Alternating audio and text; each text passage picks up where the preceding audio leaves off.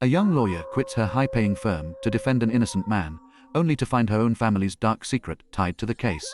Let me break down this wild ride that'll have you on the edge of your seat from start to finish. So, Emma Carter had it all: corner office, six-figure salary, a fiancé who checked all the boxes.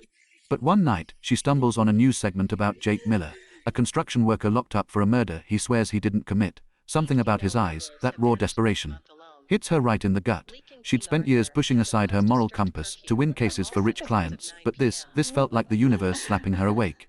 Within 48 hours, she hands in her resignation, packs her desk, and shows up at the county jail, ready to take on the system. At first, Jake is skeptical. Who wouldn't be? A fancy lawyer suddenly offering pro bono help.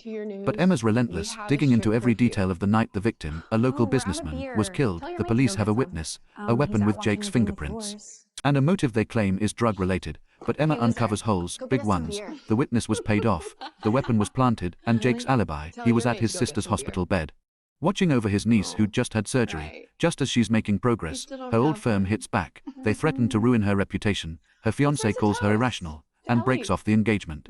And her dad, who's also a lawyer, refuses to speak to her.